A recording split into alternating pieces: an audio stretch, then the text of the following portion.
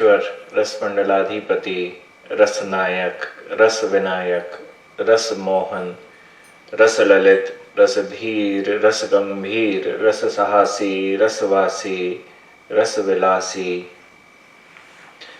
रास बल्लभा के बल्लभ श्री राधारमण देव की कृपा से हम सभी श्री विश्वनाथ चक्रवर्ती पाद के द्वारा विरचित श्री गुरुदेवाष्टकम का पाठ कर रहे हैं। गुरुदेव के इस प्रसंग जो विगत 2 दिवसों से चल रहा है, उस 2 दिवसों के माध्यम से हमने जाना कि प्रथम कि गुरुदेव अष्टकम का पाठ करके हमें किस चीज की प्राप्ति होती है। हमने जाना कि दीक्षा लेनी चाहिए कि नहीं लेनी चाहिए। कल दीक्षा के बारे में बृहत रूप से अलग अलग बिंदुओं पर चर्चा करी कि अगर किसी ने बस भगवत नाम ही कोई करता है और उसने कभी गुरु धारण नहीं हुए तो कोई बात नहीं, उसे मोक्ष की प्राप्ति तो होगी, परंतु वृंदावन की प्राप्ति, नित्य धाम वृंदावन की प्राप्ति वह नहीं होगी। मोक्ष तो असुरों को भी प्राप्त हुआ भगवान श्री कृष्ण ने जब उनका संहार किया। मोक्ष प्रायः बहुत सारी वस्तुओं से भी मिल जाता है। किसी भी साधन के अंग को करने से मोक्ष की प्राप्ति प्रायः उनके महात्म्य में लिखा हुआ है कि हो जाती है। परंतु अगर किसी को वृंदावन ही चाहिए तब उसे मंत्र की दीक्षा जरूर लेनी चाहिए। एक और बात है कि अगर कोई यह सोचे कि गुरु तो मुझे बनाना नहीं है और भगवत नाम मेरे पास है और उसी से ही मुझे मोक्ष की प्राप्ति हो जाएगी, तब उस भगवत नाम से मोक्ष की प्राप्ति कभी नहीं होगी। क्योंकि शास्त्र कहता है कि नामापराध में तीसरा नामापराध है गुरु की अवज्ञा। और हमारे आचार्यों ने श्रीमद् भागवतम की टीका के अंदर यह लिखा है कि जो व्यक्ति अगर यह सोचे कि मैं नाम नहीं लूं, किसी गुरु के पास जाके दीक्षा नहीं लूं, गुरु कोई अच्छे नहीं होते हैं और गुरु मुझे क्या देंगे, मैं तो भगवान का नाम है साक्षात सीधे सीधे तौर पे करूं, तो वह गुरु तत्व के प्रति अपराध कर रहा है। वह समस्त संसार के गुरुओं के प्रति अपराध कर रहा है। तो उस अपराध के कारण जो नाम से उसे मोक्ष मिलता, वह मोक्ष भी उसको नहीं मिलेगा। यह उसकी नाम के प्रति अश्रद्धा है।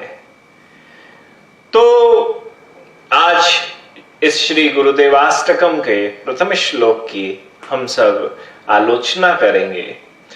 संसार दावा नल लीड लोक त्राणाय कारुण्य घना घनत्वम प्राप्त से कल्याण गुणाणवस्य वंदे गुरु श्री चरणारविंदम।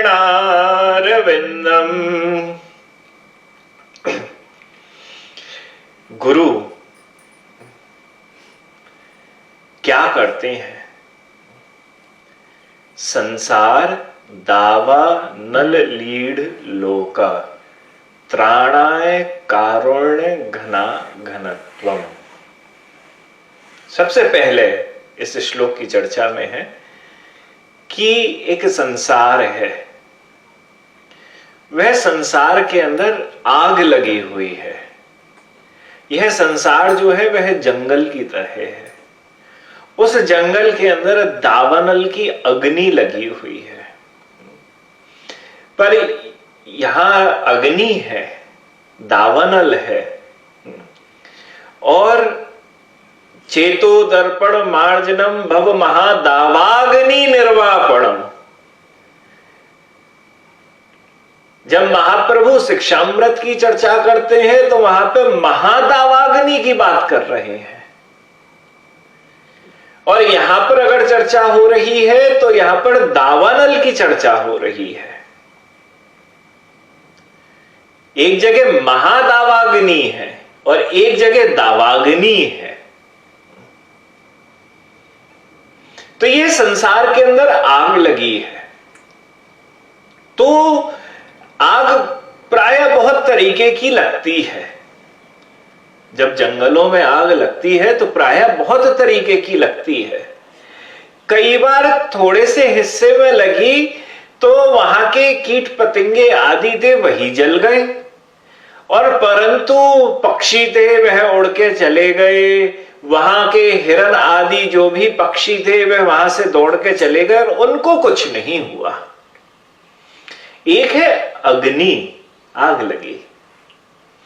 एक आग कहलाती है कि उसने एकदम से पकड़ना शुरू करा तो वो पक्षी जो रहते थे वह भी जल गए, वहां कीट पतंगे आदि थे वह भी जल गए, वहां छोटे छोटे अगर रहने वाले जीव थे वह भी जल गए, वह नहीं बच पाए। परंतु जो बड़े थे वह वहां से चले भी गए। एक है महादावाग्नि। महादावाग्नि का अर्थ है कि इस संसार, इस जंगल में जो आग लगी है उसमें कोई भी नहीं बच पा रहा है। चारों तरफ से आग लगी है, व्यक्ति बीच में है, चारों तरफ से आग लग रही है, और इस आग के अंदर किसी भी जाति का पशु पक्षी हो, कोई भी पशु पक्षी नहीं बच पा रहा है। तो यह है महादावाग्नि। जो हरिनाम है वह महादावाग्नि से हटाता है। पर यह महादावाग्नि तक पहुंचा तो हरिनाम की कृपा तो जरूरी है, परंतु इस संसार में व्यक्ति को लगता है कि मैं फंसा हुआ नहीं हूं। फंसा हुआ होता है, उसके बाद भी उसको नहीं लगता कि वह फंसा हुआ है। वह अपने आप को समझता है कि वह दावाग्नि में ही है। थोड़ा बहुत फंसा हुआ हूं, परंतु मैं तो कभी भी निकल जाऊंगा। परंतु वह फंसा हुआ होता है और वह अपने आप को सोचता है मेरे ऊपर महादावाग्नि नहीं लगी है, मेरे ऊपर बस दावाग्नि लगी है। मतलब थोड़ा बहुत फंसा हूं संसार में, मेरे भी बच्चे हैं, मेरा भी परिवार है, मेरी भी नौकरी है, मेरा भी सब कुछ है, तो मैं थोड़ा बहुत तो अपनी इंद्रियों के कारण वशीभूत होकर, परिवार के वशीभूत होकर मैं थोड़ा बहुत तो फंसा हुआ हूं। तो उससे बचाने के लिए वह नहीं समझ पाता कि महादावाग्नि है, वह समझता है दावाग्नि है। तो यहां भी दावाग्नि को बोलकर ही महादावाग्नि की जैसे चर्चा करी गई, और उस चर्चा के अंदर कहा गया कि गुरु क्या करते हैं। बोले वह जो संसार में का दावानल है, यहां जो आग लगी हुई है उस आग से बचाते हैं। अब गुरु कैसे बचाते हैं? जरूर अपने वचनामृत से बचाते हैं। सबसे पहले तो गुरु की वाणी को ही तो हम आस्वादन करते हैं जीवन में। दूसरा, गुरु का प्रसाद, गुरु की सीध, गुरु का चरणामृत, गुरु की पदरज, गुरु को अपने घर पे बुलाया, तो मेरा घर पवित्र होगा। वहां जहां दावानल की अग्नि, जहां दावानल में मेरा घर संसार जल रहा है, वहां पे गुरु की वह पद जो है, वह कमल जो है, वह उस स्थान की जल की तरह से वहां बुझाने का कार्य करते हैं। फिर गुरु के द्वारा दीक्षा आदि, गुरु की सेवा, गुरु का पदाश्रय, गुरु की शिक्षा, यह सब कुछ गुरु अपनी करुणा से एक अपने जीव को, अपने शिष्य को बचाता है। तो संसार दावा नल लीड लोका, यह लोक कैसा है? दावानल, दावानल है। अब इस दावानल में बड़ी खास बात है कि जब अग्नि लगती है ना, जब कहीं किसी के घर पे आग लग जाए तो हर कोई आके उत्तर बोलता है कि भैया ये कर दो, ये कर दो, ये कर दो। आपके घर पे किसी के घर पे आग लग जाए, कोई कहीं से आएगा, अरे पानी डाल पानी, अरे बालू लेके आ बालू, अरे वहां फायर ब्रिगेड वालों को बुला, फायर ब्रिगेड वालों को, अरे कोई हल्ला करके कहेगा लाओ ये वाली चीज लाओ, लाओ वो वाली चीज लाओ। तो क्या है कि जब हम अग्नि में फंसे हैं, हमको मालूम है, तो बहुत सारे हमें गुरुदेव प्राप्त होते हैं, शिक्षा गुरु, बहुत सारे अपने प्रियजन प्राप्त होते हैं। बोले ज्यादा मत फंस, थोड़ा बहुत ये कर ले, थोड़ा बहुत भजन कर ले, मानसिक शांति मिलेगी, थोड़ा ये कर, थोड़ा वो कर। परंतु गुरु तो फायर ब्रिगेड की तरह से आता है, और आने के बाद उसके पास ऑथराइज्ड है ना, ये तो पानी लेके आया है खूब सारा और बुझा के ही जाएगा, और इसे मालूम भी है कि कैसे बुझाना है। तो गुरु की शिक्षा आशीर्वाद तो है, पर जब आग लगी है ना, तो आग लगे में सबसे सर्वप्रथम है गुरु से शिक्षा। तो एक भक्तमाल के अंदर बड़ी प्यारी कथा आती है।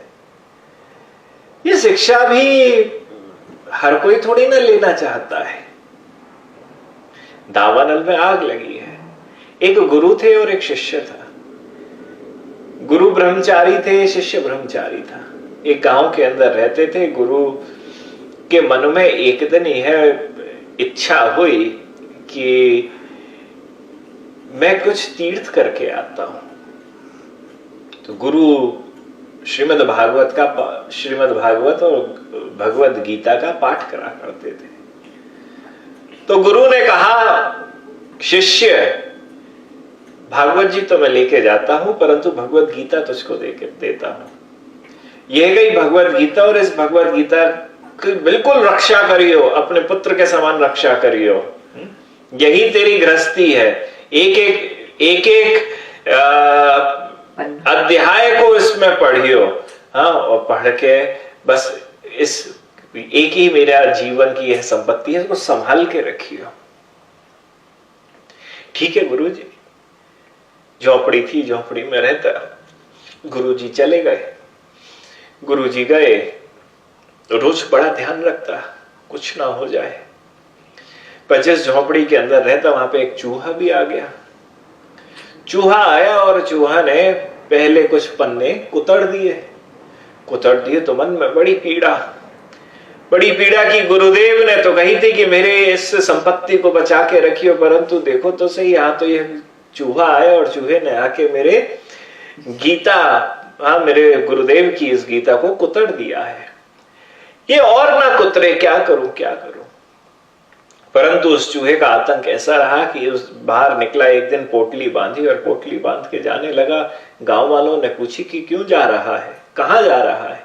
बोले अरे तुम्हारे गांव के अंदर बड़े सारे चूहे हैं, एकमात्र जो मेरे गुरुदेव की संपत्ति है उसको वो खाए जा रहे हैं, मैं यहां नहीं रह सकता हूं। गांव वालों को लगा कि एक तो ये बड़ा अच्छा भला मानस ब्रह्मचारी है, अच्छा रोज पूजा पाठ भी करता है, यह चला गया तो फिर बड़ी दिक्कत होगी।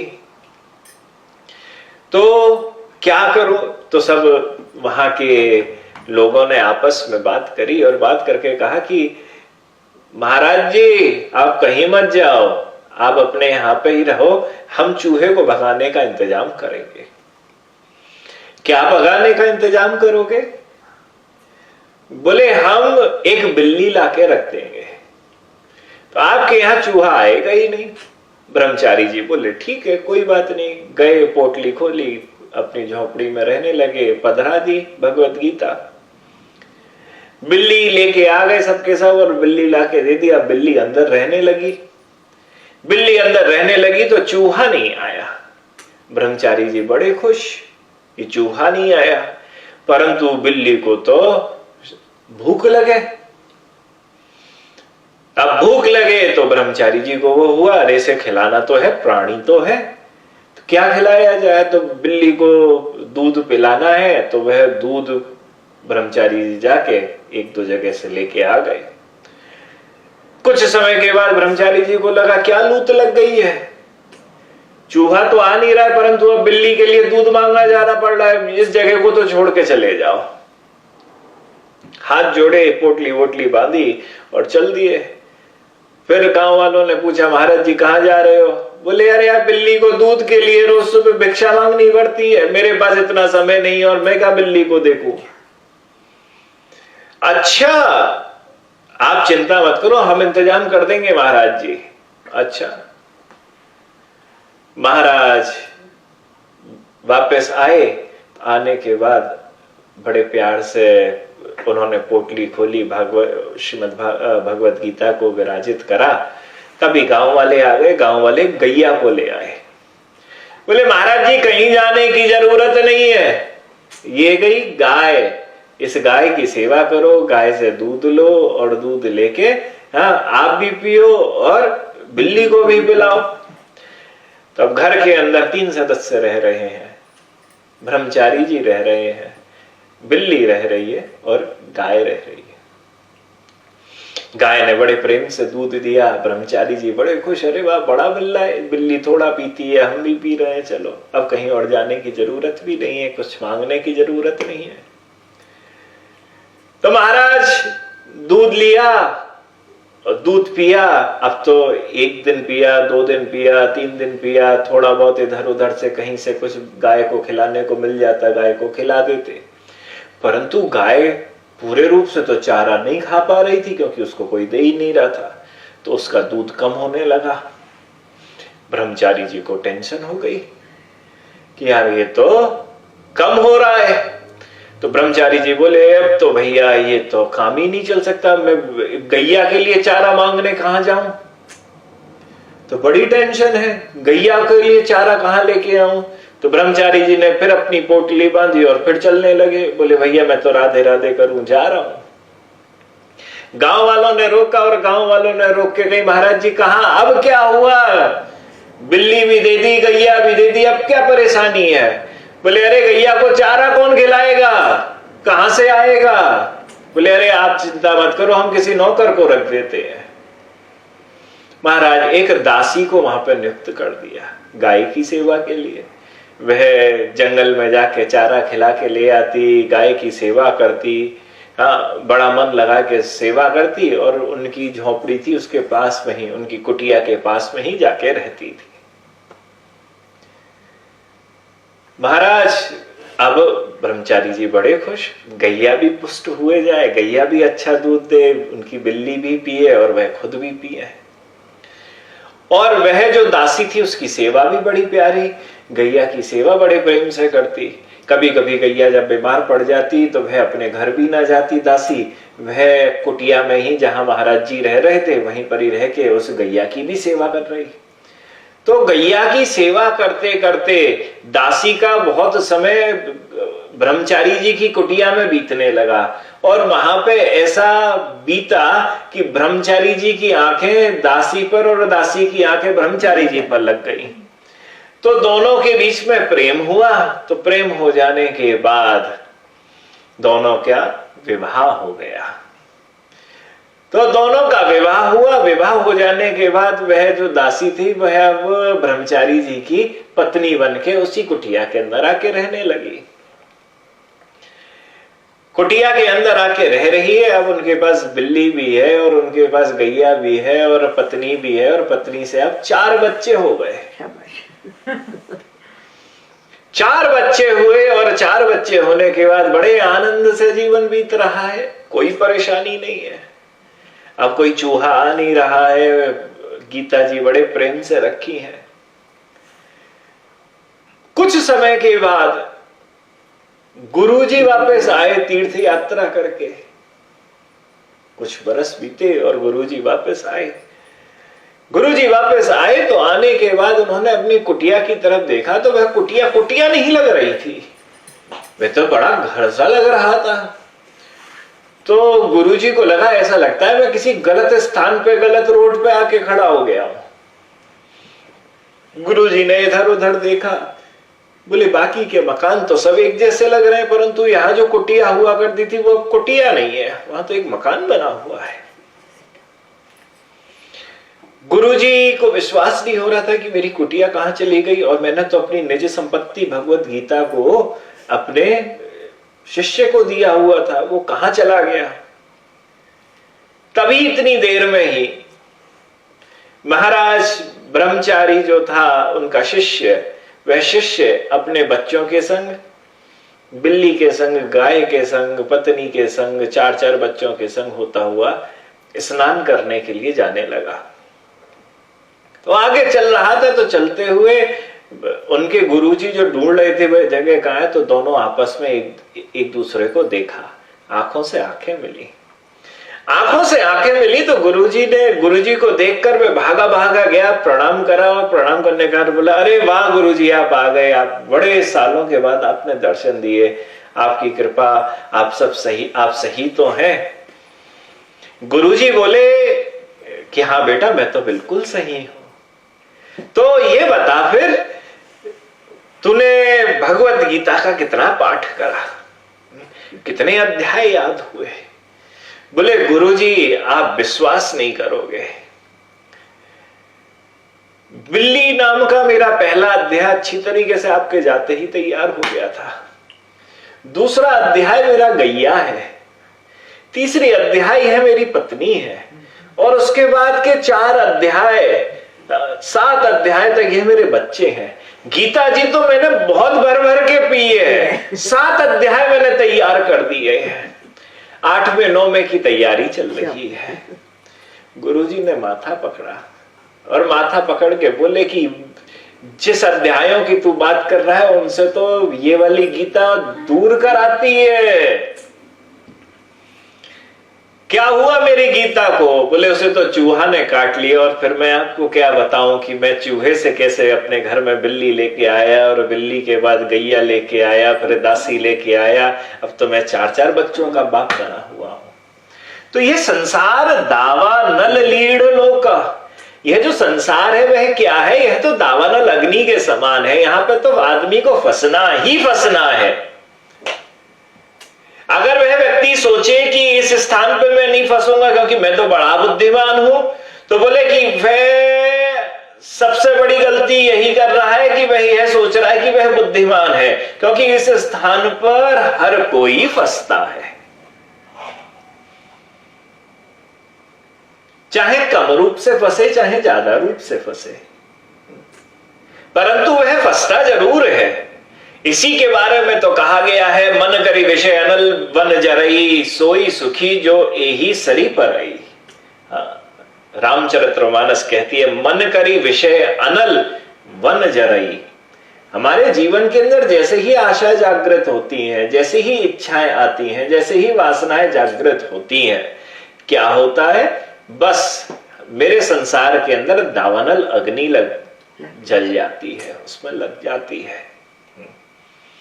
तो इससे बचने का उपाय क्या है? क्योंकि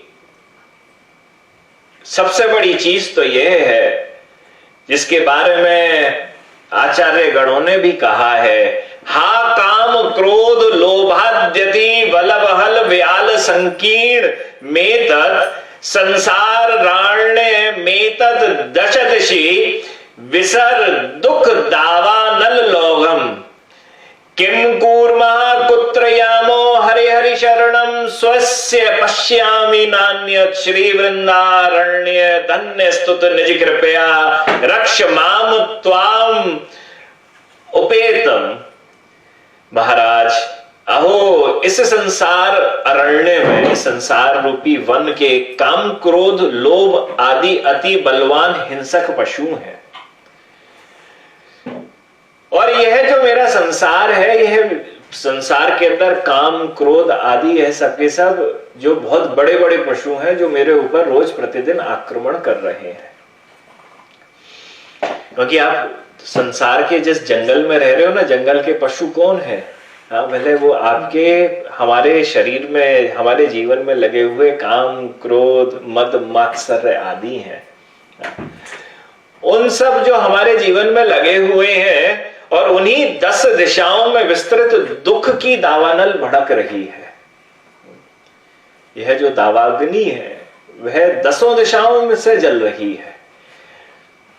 मैं क्या कर सकता हूं, मैं क्या करूं, कहां जाऊं, किसे पुकारूं? अरे हां, हरि हरि शरणम, हरि हरि, मुझे और कोई भी शरण नहीं दिखती है। हे वृंदावन आप धन्य हैं, हे वृंदावन आप मेरी रक्षा करिए, आप मुझे शरणागति दीजिए। क्योंकि आपकी शरणागति प्राप्त हो गई तो मेरी रक्षा हो जाएगी। तो हम बारंबार यही प्रार्थना कर रहे हैं कि कैसे करके हम अपने आप को बचा लें, परंतु श्रीमद् भागवतम कहती है नृदेह माध्यम सुलभम सुदुर्लभम पलवम सुकल्पम गुरु कर्णधारम मयानुकूलेन नभस्वतेरितम पुमान भवाब्दिम न तरेत स आत्मः। कि श्री गुरुदेव को कर्णधार मानकर यदि कोई इस देहतरी को भवसागर से पार करना चाहता है तो श्री भगवान का कृपा रूपी पवन में बहुत जल्दी उसे पार कर लेता है और भगवान तक पहुंच जाता है। इसका सरलतम अर्थ यह है कि किसी को बचना है, उस दावाग्नि से बाहर निकला तो यहां पर बताया गया ये भव सागर है और उस भव सागर के अंदर नौका जो है ना, वह नौका है श्री गुरुदेव। अब ये नौका चलेगी कैसे? बोले ये भगवान की कृपा रूपी हवा से चलेगी। गुरुदेव बचाएंगे, गुरुदेव बचा रहे हैं और भगवान की कृपा रूपी पवन वह हमें आगे धकेलते हुए इस लोक से उस लोक पे लेके जा रही है। तो यह बड़ा जरूरी है कि जीवन के अंदर जब है गुरु आए और गुरु ने आके शिक्षा दी तो ये ब्रह्मचारी जी की तरह से उनकी शिक्षा के अंदर अपनी शिक्षा नहीं मिला दी, तब वह गुरु की शिक्षा कहां कारगर होगी? अपना विषय ही उसके अंदर मुख्य है। जैसा कल भी कहा, एक शिष्य होता है मनमुखी, दूसरा शिष्य होता है गुरुमुखी। गुरुमुखी शिष्य श्री चैतन्य महाप्रभु कहते हैं, भट्ट श्री चैतन्य चरितामृत कहती है, भट्ट कहे गुरुर आज्ञा होय बलवान, गुरु आज्ञा न लांघिबे शास्त्र प्रमाण। श्री चैतन्य चरितामृत कह रही है, सार्वभौम भट्टाचार्य उसके अंदर कह रहे हैं, भट्ट कहे गुरुर आज्ञा होय बलवान। जब आज्ञाएं होती है ना, उन सब आज्ञाओं के अंदर सबसे बड़ी आज्ञा होती है, बलवान आज्ञा होती है, वह होती है गुरु की आज्ञा। परिवार में बहुत सारे लोग हैं, हमारे जितने भी वरिष्ठ सदस्य घर के हैं वह सब भी आज्ञा दे सकते हैं, परंतु उन सब आज्ञाओं के अंदर गुरु एवं शिक्षा गुरु और शिक्षा गुरु से भी ऊपर दीक्षा गुरु, उनकी जो आज्ञा होती है वह सबसे ज्यादा बलवान होती है, सबसे ज्यादा प्रभावशाली होती है। तो गुरु आज्ञा ना लांघिवे शास्त्र प्रमाण, गुरु की आज्ञा कभी भी नहीं लांघनी चाहिए। तो अगर यह सवाल आता है कि गुरु की आज्ञा अगर हम क्यों कैसे लांघ लेते हैं, बोले हम गुरु ने अगर कोई आज्ञा दी है उसमें अपनी सुख सुविधा को, अपने कष्ट को, अपने लाभ को और हमारे पास से क्या जाएगा उसका हम आंकलन करना शुरू कर देते हैं। किसी गुरु ने आपको आज्ञा दी कि यह करो, परंतु आप उसके अंदर उस आज्ञा के अंदर अपने मन लगाकर, अपनी बुद्धि से, अपने मन से यह सोचते हैं कि मुझे इस आज्ञा के अंदर कितना लाभ होगा, कितनी हानि होगी, इससे मुझे कितना सुख मिलेगा या मुझे कितना दुख मिलेगा। तो जब यह वस्तु लगती है, अपना दिमाग लगता है, और अपना दिमाग लगते हुए वह गुरु की अपनी लाभ और हानि को सोचकर गुरु की आज्ञा का पालन नहीं करता है और पालन करने में हिचकिचाता है, तो वहां गुरु की आज्ञा का उल्लंघन है। क्योंकि गुरु ने आज्ञा तो दी, परंतु उस व्यक्ति ने उस शिष्य ने अपना दिमाग चला दिया। तो गुरु आज्ञा बलवान है और गुरु आज्ञा का लंघन करना उचित नहीं। अर्थात गुरुदेव जो आदेश करेंगे वह अगर शास्त्र सम्मत है और भक्ति के अनुकूल है, तो भक्ति संदर्भ में श्री गोपाल भट्ट गोस्वामी कहते हैं, और यही बात प्रेम भक्ति चंद्रिका के अंदर नरोत्तम दास ठाकुर भी कहते हैं, कि गुरु की आज्ञा जो है, गुरु के वचन जो है, वह उनका उल्लंघन कभी नहीं करना चाहिए। तब यह प्रश्न आया कि क्या शास्त्र के अंदर ऐसा दे रखा है कि उल्लंघन ना हो? तब शास्त्र की बात आई, सा शुश्रुवान मंतरी भार्गवेण पितुर्नियोगात प्रहृत द्विष्द्वत् प्रत्यग्रहीद्र ग्रज शासनम दाज्ञा गुरुणाम हुआ विचारणीय, कि पिता के आदेश से परशुराम ने अपनी माता पर पुत्र शत्रु जैसा प्रहार किया था। यह परशुराम जी की माता थी रेणुका, उनके पिता का नाम था जमदग्नि, और रेणुका जी ने एक बार गंधर्व चित्रसेन था, उस चित्रसेन को विहार करते हुए देख लिया, तो मन के अंदर वह विहार की थोड़ी सी उत्कंठ जागृति आ गई। तो यह आई, पर वह गई हुई थी कुछ फूलों को इकट्ठा करने के लिए जमदग्नि जी की पूजा के लिए, परंतु वह लाना भूल गई और देना भूल गई। कथा बहुत लंबी है, पर संक्षेप में उसका सार यह है कि जमदग्नि जी आप क्रोधित हुए। क्रोधित होने के बाद उन्होंने अपने पुत्र से कहा कि अपनी मां को मार दो। पिता की आज्ञा थी और पिता उनके गुरु हैं। उन गुरु की आज्ञा का पालन करते हुए अपनी माता के पास गए और माता के पास जाके माता को प्रहार करके मार दिया, और मारने के बाद गुरुदेव के चरणों में आए, उनको प्रणाम करा और प्रणाम करके हाथ जोड़ के कहा कि मैंने आपकी आज्ञा का पालन कर लिया है, परंतु मैं चाहता हूं कि मेरी माता फिर से जीवित हो जाए, और चाहता हूं आपसे एक बात कि जब मैंने अभी उनको मारा, यह उनके पास से स्मृति नष्ट हो जाए। जमदग्नि जी उनकी गुरु भक्ति से बड़े प्रसन्न हुए, और प्रसन्न होने के बाद माता को जागृत कर दिया, फिर से जगा दिया, जिंदा कर दिया, और वह स्मृति जो थी उसको नष्ट कर दिया। दूसरी बात कही गई कि लंकेश्वर रावण का वध करने के बाद अयोध्या लौटकर भगवान श्री राम आ चुके थे। एक दिन गुप्तचर ने बताया कि नगर में कोई सीता देवी के दीर्घकालीन रावण के अधीन होने के कारण श्री सीता देवी के चरित्र पर लांछन लगा रहे हैं। वैसे तो वाल्मीकि रामायण के अंदर पढ़ा जाता है कि समस्त देवी देवता साक्षी बनकर रावण के वध के बाद आए थे, और आने के बाद उन्होंने कहा था कि हम साक्षी हैं कि इनका चरित्र कहीं भी दूषित नहीं हुआ है, और राम जी ने उसी को सहर्ष रूप से मानकर श्री सीता जी को अपने संग अयोध्या वापस लेके आए थे। तो राम जी स्वयं जानते हैं कि मेरी सीता निष्कलंक है, मेरी सीता निष्कलंक है, यह उनको मालूम है। तो मालूम है, उसके बाद भी राजधर्म के कारण कि राजा अगर कुछ करेगा और यह अगर प्रजा को लगेगा कि देखो राजा ही हमारा खराब है, तो लाओ हम भी कुछ ऐसे ही कर दें, तो उस धर्म की खातिर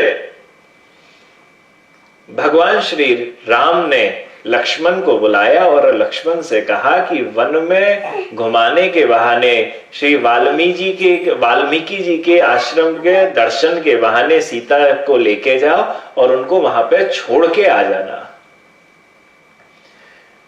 राम पिता तुल्य हैं, गुरु तुल्य हैं, बड़े भाई हैं। जितना भी सीखा है लक्ष्मण ने अपने भाई राम से सीखा है।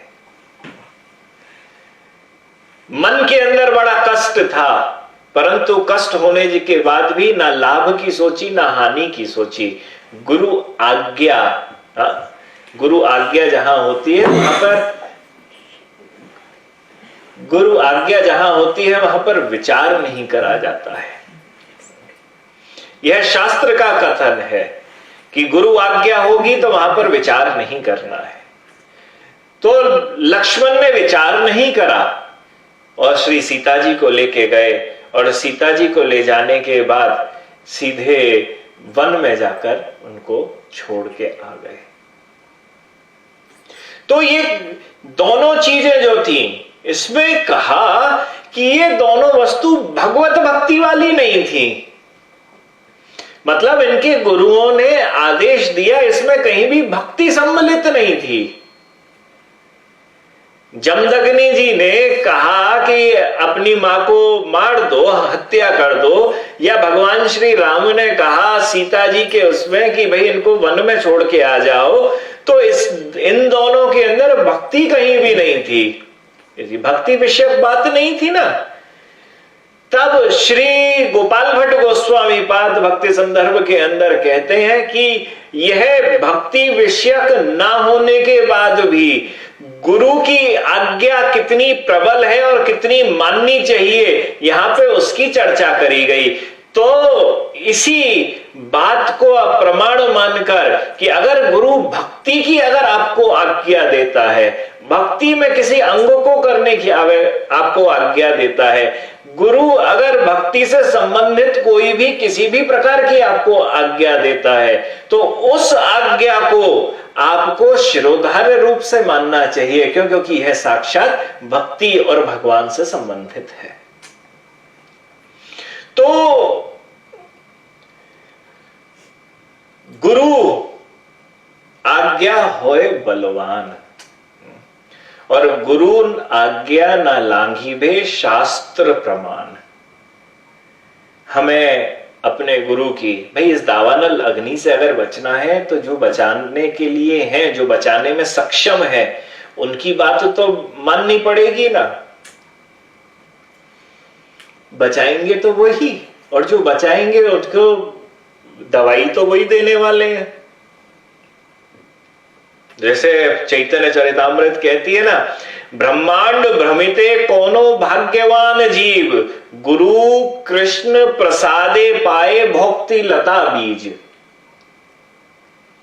भाई जब जिस दावानल में आग लगी हुई है वहां पर बड़े सारे पेड़ जल रहे हैं, परंतु बड़ी खास बात है कि उसमें कोई कोई भाग्यवान जीव ऐसा होता है। सबके पास कृपा नहीं होती है भाई। करोड़ों अरबों लोग, उन करोड़ों अरबों लोगों के अंदर कितने लोग सिर्फ सनातन धर्म को मानते हो? उनकी संख्या तो कम है। उन सनातन धर्म के अंदर भी कितने लोग कृष्ण को मानते हो? उसमें भी कितने लोग ऐसे हो जो वृंदावन की भक्ति करना चाहते हो? उस हिसाब से तो संख्या बहुत कम है। तो उस संख्या के हिसाब से जल तो सभी रहे हैं, परंतु कहा ब्रह्मांड भ्रमिते कोनो भाग्यवान जीव। ये तो ब्रह्मांड के अंदर जब गुरु प्रचार करते हैं और प्रचार करते हुए वो भाग्यवान जीव ही कोई होता है, हाँ, जिसको कोई दीक्षा प्राप्त होती है। तो गुरु कृष्ण प्रसादे पाए, गुरु की कृपा से कृष्ण प्रसाद को, दीक्षा को प्राप्त करता है, दीक्षा मंत्र को प्राप्त करता है। और पर वह प्रसाद क्या है? भोक्ति लता बीज। मतलब इतनी आग लगी पड़ी हुई है, उस आग में भी गुरु आए और गुरु ने आके एक वहां पर भक्ति की लता, मतलब जो क्या कहते हो लता को, वाइन जो पेड़ पर लिपट लिपट के चलती है, हा? वह लता, उस लता को इतनी बड़ी अग्नि जल रही है, उसमें भी उसके बाद आके आपके हृदय के अंदर डाल दिया, हाँ, गुरु दीक्षा के रूप में। आग लगी हुई है। अब भक्त का कार्य क्या है? इतनी बड़ी आग लगी है, ठीक है, अब मैं पूरे संसार की आग को तो नहीं हटा सकता हूं, बुझा सकता हूं, परंतु जिस स्थान पर मैं हूं उस स्थान पर गुरु वचनामृत के द्वारा जो एक अमृत दिया गया है, उस अमृत को भक्ति लता के ऊपर डाल तो सकता हूं। मैं अगल बगल से नहीं बच पा रहा तो कोई बात नहीं, इस भक्ति लता से चढ़ता हुआ तो मैं आगे ऊपर निकल सकता हूं, बच ही जाऊंगा। भाई आग लगी चारों तरफ से, या तो गड्ढा खोदो बचने के लिए, या कुछ ऐसी हेलीकॉप्टर सा आ जाए, नीचे रस्सी फेंके और आप उस रस्सी से चढ़ते हुए खट्टे सीना निकल जाओ। तो यहां पे कौन सा वाला बोला? बोले यहां पे भक्ति लता बीज बोला। बोले आपको क्या दे दी? अरे आपको तो रस्सी दे दी ऊपर चढ़ के निकलने के लिए। रूप शिक्षा के अंदर यही तो चर्चा है कि यह भक्ति लता बीज से, यह जो भक्ति लता है ये कैसे भू भुव स्वर्ग महर जन तप लोकों को काटती हुई, सप्तलोकी को काटती हुई, विरजा नदी को काटती हुई, कैसे ही है पराव्योम में पहुंचती है और पराव्योम से होते हुए कैसे ही है नित्यधाम वृंदावन तक जाती है। तो आग लगी हुई है, परंतु दो चीजें प्राप्त हुई। कृष्ण मंत्र रूपी वह प्रसाद दिया गुरु ने, वह प्रसाद भक्ति लता बीज की तरह से था, उसके रूप की तरह से था। और दूसरा दिया वचनामृत, कि इस भक्ति के लता के बीज को अगर बचाना है ना, तो इसमें गुरु के वचनामृत से उसे आपको पोषित करना है। पानी डालते हैं ना किसी को बढ़ाने के लिए, लता पता को बढ़ाने के लिए, तो वो कैसे बढ़ेगा? वह गुरु के द्वारा जो शिक्षाएं दी गई हैं उन शिक्षाओं से आगे चलेगा। पर उन शिक्षाओं में अपनी कभी भी लाभ हानि और सुख सुविधा को नहीं लगाना चाहिए। जहां अपनी सुख सुविधाओं को लगा लिया, जहां अपनी लाभ और हानि को लगा लिया, वह गुरु की कृपा उसे पूर्ण रूप से प्राप्त नहीं होगी। वह गुरु की कृपा जो ठाकुर जी को दिलाते, क्योंकि उसकी बुद्धि लग गई ना। गाड़ी चलाते हो, गाड़ी चलाते हुए दो आगे कंडक्टर भी हाथ लगा ले उस गाड़ी के पहिए पर, वो होता है जो क्या कहते हो स्टीयरिंग, और स्टीयरिंग पर लगा के वो करेगी मैं बताता हूं गाड़ी कैसे चलेगी, और वो जो ड्राइवर भी बैठा हुआ वो भी बोले नहीं अरे मैं चला तो रहा हूं ना, मैं चलाता हूं। तो दो चलाएंगे तो क्या हो जाएगा? एक्सीडेंट हो जाएगा, दुर्घटना हो जाएगी। ठीक उसी प्रकार से जब आप गुरु के अधीनस्थ हो चुके हैं, गुरु को ही अपना सर्वस्व, अपने प्राणों को आपने अर्पित कर दिया है, और करने के बाद गुरु के हाथ में ही अपने जीवन की डोर, अपनी भक्ति की डोर दे दी है, तो उसके बाद गुरु ने स्टीयरिंग संभाल ली है, उसमें अपनी सुख सुविधाएं और लाभ हानि को अगर लगा दिया तो वो एक्सीडेंट हो जाएगा। गुरु लेके चल रहे हैं, गुरु कंडक्टर है तुम्हारे, उस कंडक्टर ने क्या, ड्राइवर है तुम्हारी बस का। तो संसार के इस दावानल से अगर बचना है तो वह दावानल से बचने के लिए उनकी जो करुणा घनत्वम, उनकी जो करुणा है उनको हमें प्राप्त करना है। और वह दावानल की से बचाव तभी होगा जब हम गुरु की ही कृपा को एकमात्र कृपा मानेंगे, उन्हीं की शिक्षा को अपने जीवन की एकमात्र शिक्षा मानेंगे, और उसी को चलते हुए हम अपने अंदर, जीवन के अंदर उस भक्ति को लेकर आएंगे।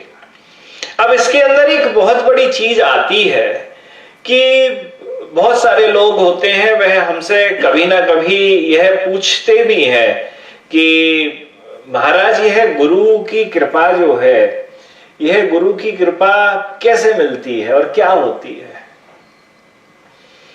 देखो, गुरु कृपा ही केवलम, यह गुरु की कृपा जो है यह 3 प्रकार की कही गई है।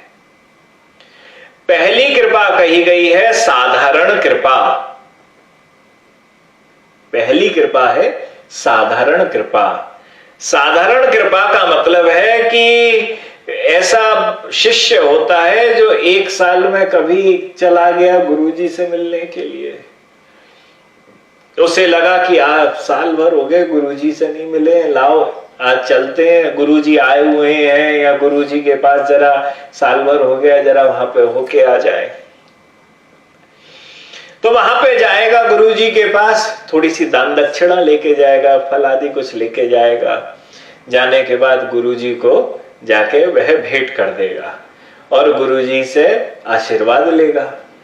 तो गुरुजी से आशीर्वाद लिया, गुरुजी से थोड़ी सी भेंट हुई, तो भेंट हो जाने के बाद थोड़ी सी बातचीत करेगा। गुरुजी आप बढ़िया तो हैं? हाँ गुरुजी मैं तो अपने जीवन में ऐसे ऐसे फंसा हुआ हूं, पर आपकी कृपा है मेरे ऊपर। हाँ, गुरुजी भी अच्छा ठीक है।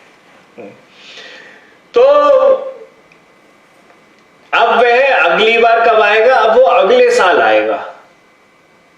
एक बार अभी आ गया, अब वो गुरुजी रोज रोज, अब अगले साल आएगा, फिर थोड़ी सी भेंट लेके आएगा, बैठेगा, आशीर्वाद ले। गुरुजी आपकी कृपा से बिल्कुल धंधा बिल्कुल बढ़िया चल रहा है, कोई परेशानी नहीं है, आपने तो जब से मेरे जीवन में आए बड़ा आनंद है, मैं तो आपको ही ध्यान करता हूं, आपके द्वारा जो मंत्र दिया है मैं वो उसको करता हूं। गुरुजी भी क्या है, तेरी भक्ति आगे बढ़ती रहे, उसका आशीर्वाद दे देते हैं। तो ये वाला जो शिष्य होता है ये साधारण कृपा प्राप्ति शिष्य होता है, इसे साधारण कृपा मिलती है, क्योंकि साल में एक बार आया, आने के बाद लिया, गुरु के संग ज्यादा मुलाकातें नहीं है। दूसरा है विशेष कृपा।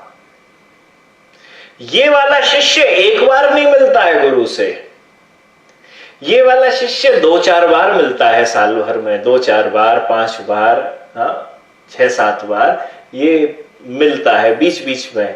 इसका बीच बीच में मन करता है, अरे गुरुजी से महीने भर पहले मिले थे, 2 महीने पहले मिले थे, चलो गुरुजी के पास चलते हैं मिलने के लिए, गुरुजी की सेवा करेंगे। और ये वहां पे जाता है, गुरु को प्रणाम करता है, एवं वहां पहुंचने के बाद कुछ दिन रुकता है, 1 दिन 2 दिन 4 दिन रुक गया, और रुकने के बाद गुरुजी की ही कोई सेवा करी, कोई भी सेवा ले ली कि मुझे तो ये सेवा करनी है जी, मुझे तो ये वाली सेवा।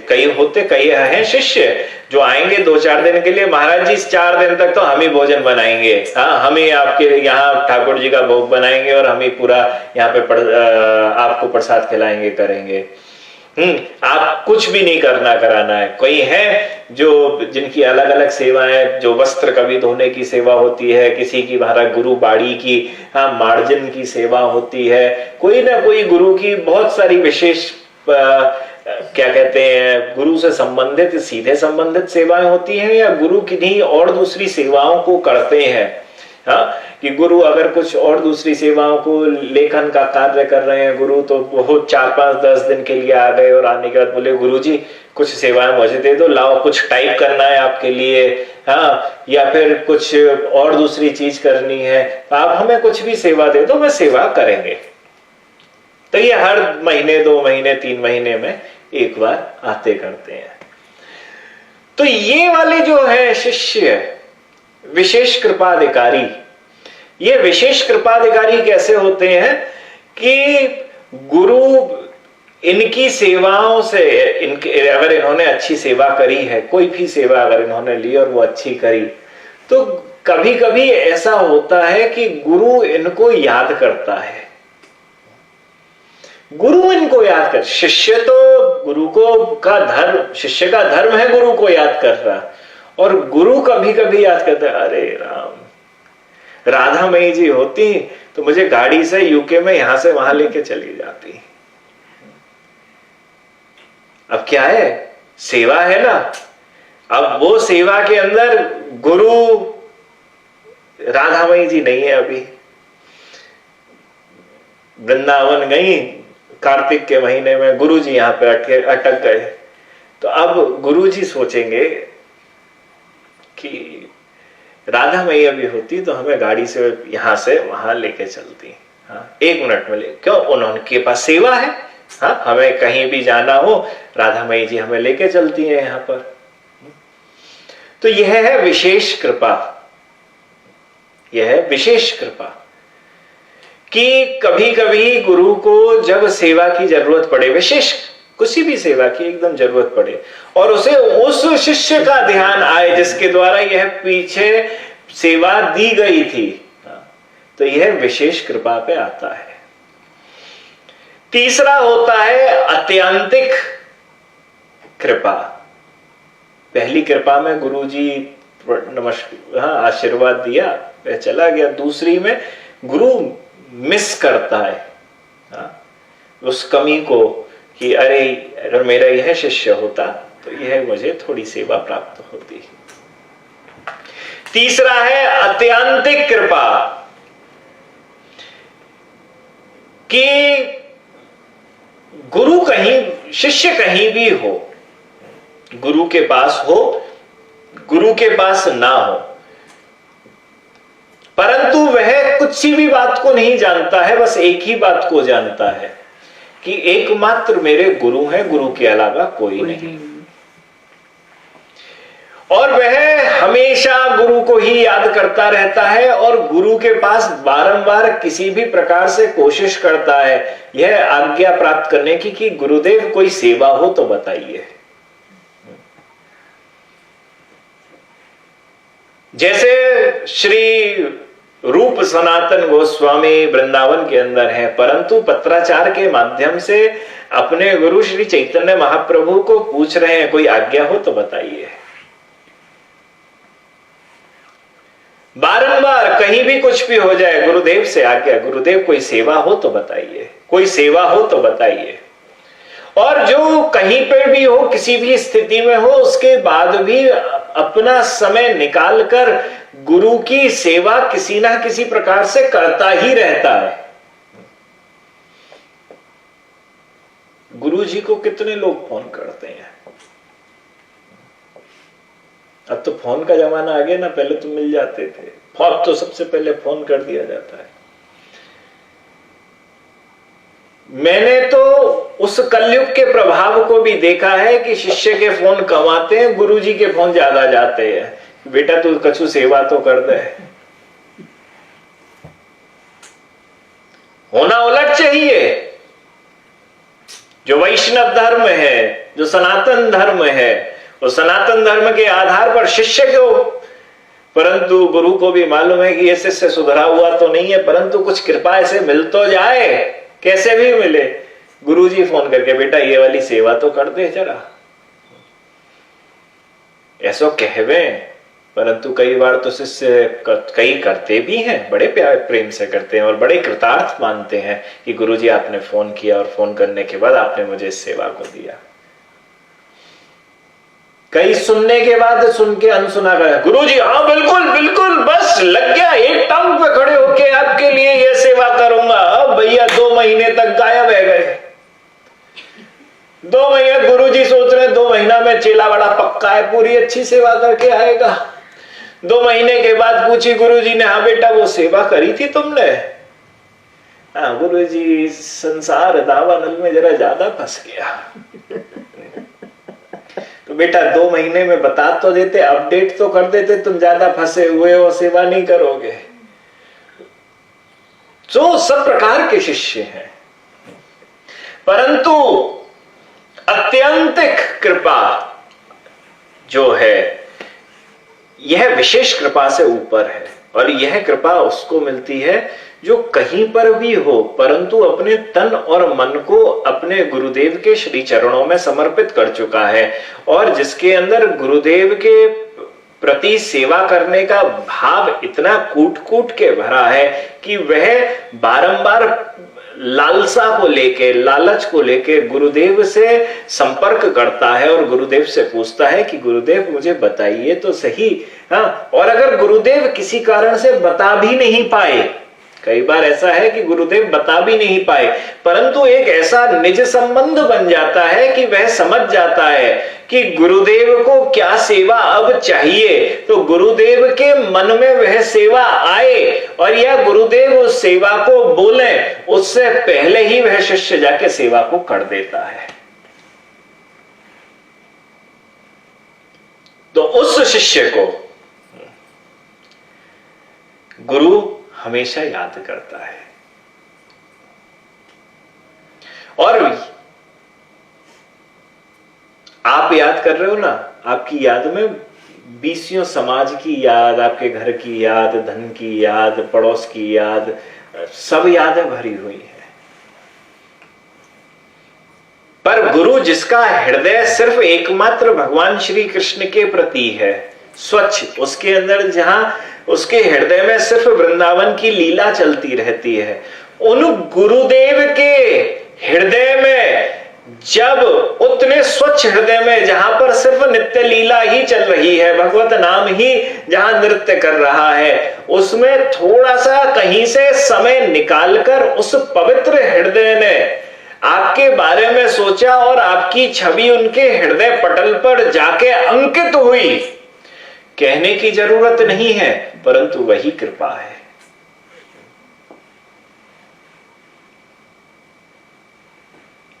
शुद्ध साधु के मन के अंदर मेरा स्मरण आना, यह कृपा का लक्षण है। तो 3 प्रकार की कृपा, साधारण कृपा, विशेष कृपा और आत्यंतिक कृपा। यह 3 कृपाओं में हम सबका एक ही प्रयोजन होना चाहिए कि गुरुदेव की आत्यंतिक कृपा मिल जाए, क्योंकि वह आत्यंतिक कृपा मिल गई तो भगवान श्री राधा रमन लाल की कृपा हम सबको मिल जाती है। तो अब बाकी की चर्चा कल करेंगे। आज के लिए जय जय श्री राधे।